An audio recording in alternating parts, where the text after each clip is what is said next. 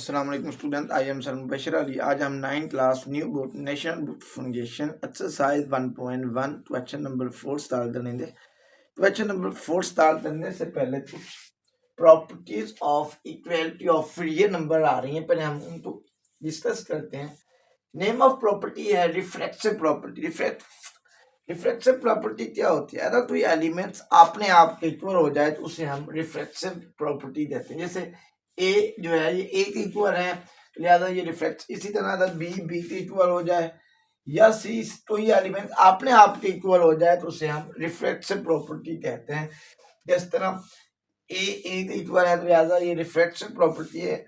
इसी तरह अगर आप शीशे के आगे खड़े हो जाते हैं, जब आप अपना इमेज देखते हैं तो आप ही नजर आते हैं, तो लिहाजा वो भी रिफ्लेक्सिव प्रॉपर्टी होती है, क्योंकि उसमें भी आपका जो इमेज होता है वो आपका ही होता है। इसी तरह कोई एलिमेंट्स आपने आपके इक्वल हो जाए तो उसे हम रिफ्लेक्सिव प्रॉपर्टी कहते हैं।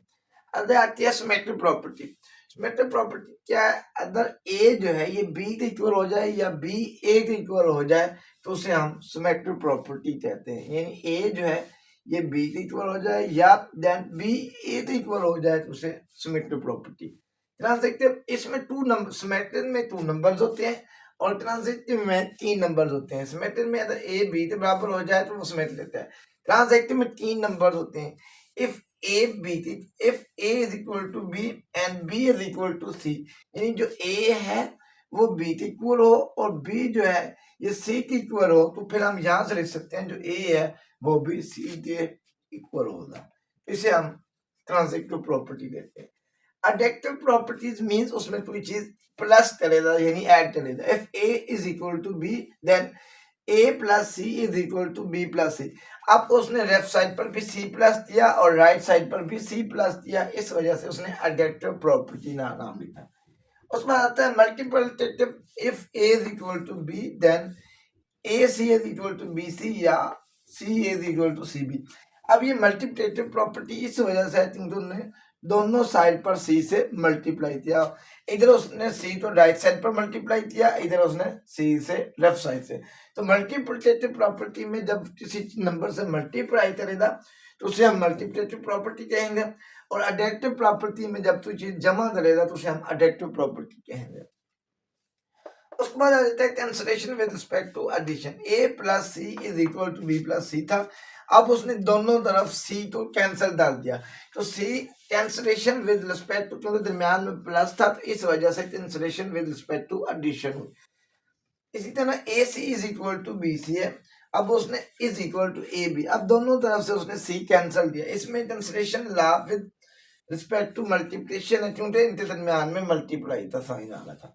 अब ऊपर में कैंसलेशन ला हुई तो दरमियान में प्लस था, तो इस वजह से cancellation with respect to addition. इसमें कैंसिल हुई, दरमियान में मल्टीप्लाई था, तो इस वजह से cancellation with respect to multiplication. Question number 4 हमारे पास है identify the property of equality and inequality. Inequality वो होती है जिसके दरमियान में इक्वल का साइन होता है, और इनइक्वलिटी क्या होती है? जिसमें लेस लेस देन इक्वल या ग्रेटर देन इक्वल का साइन आ रहा हो, वो हमारे पास इनइक्वलिटी होती है। Of real number that justify the statement, यानी आपने प्रॉपर्टी को आइडेंटिफाई करने पर कौन सी प्रॉपर्टी स्टेटमेंट को सेटिस्फाई कर रही है, उस प्रॉपर्टी का आपने नाम लिखना है। तो पार्ट नंबर 1 है 9x is equal to 9x, यानी इट्स मींस ये जो a है ये a के इक्वल आ रहा है। अभी मैंने जो प्रॉपर्टी समझाई है उसमें if a is equal to a हो तो उस प्रॉपर्टी को हम नाम देते हैं रिफ्लेक्सिव प्रॉपर्टी। रिफ्लेक्सिव प्रॉपर्टी यानी if 9x is equal to 9x means if a is equal to a जो है ये a के इक्वल आ रहा है, तो लिहाजा ये हमारे पास रिफ्लेक्सिव प्रॉपर्टी आती है।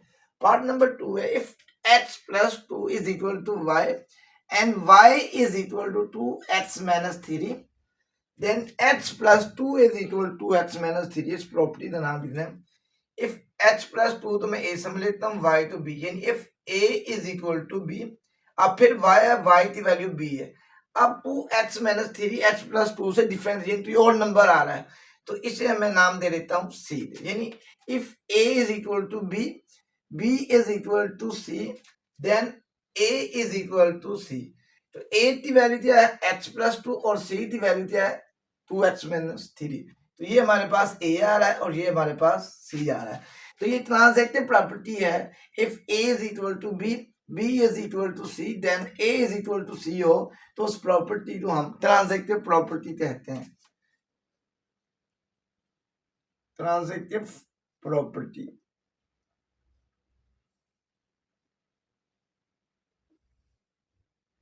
नेक्स्ट पार्ट नंबर 3 होता है if 2h+3 is equal to y and y is equal to 2h+3, यानी if a is equal to b, b is equal to दोबारा 2h+3 से हमने a लेट किया था, a इक्वल आ जाए. If a is equal to b, b is equal to a आ जाए तो ये हमारे पास सिमेट्रिक प्रॉपर्टी हो जाती है. प्रॉपर्टी. नेक्स्ट पार्ट 4 है इफ 3 इज लेस देन 4. जो 3 है ये लेस देन है 4, तो -3 ग्रेटर देन 4. इट मींस अब 3 से -3 तक बना उसने मल्टीप्लाई किया.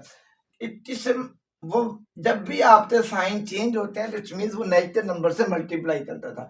अब इसमें 3 लेस है, इधर 3 ग्रेटर हो जाता है. इट मींस उसने -1 से मल्टीप्लाई किया.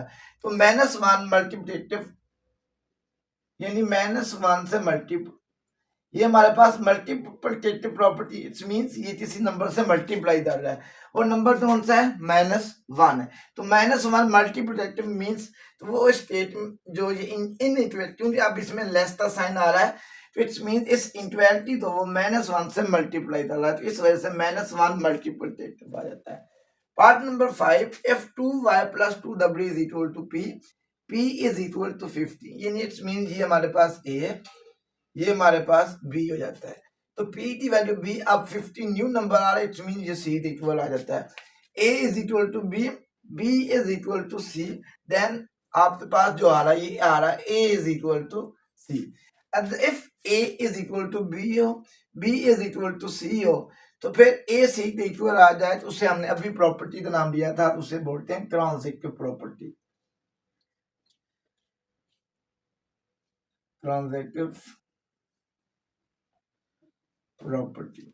नेक्स्ट है if h+4 greater than y+4 then h greater than y.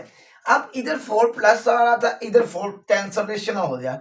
It's mean cancellation ला क्योंकि इधर 4 प्लस हो रहा था, इधर 4 प्लस नहीं, इट्स मीन कैंसलेशन ला आया. कैंसलेशन ला उसने 4 को कैंसिल किया है विद रिस्पेक्ट टू, क्योंकि दरमियान में एडिशन थी, इस वजह से एडिशन का साइन आ जाना.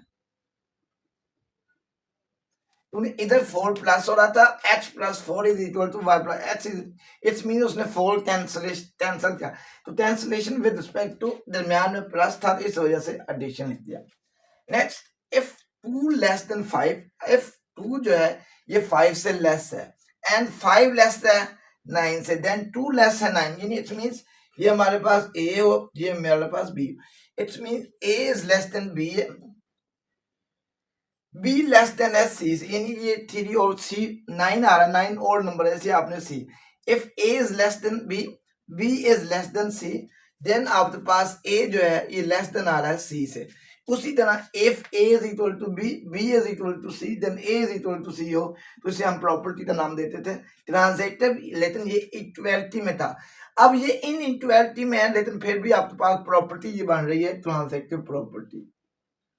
Transitive property.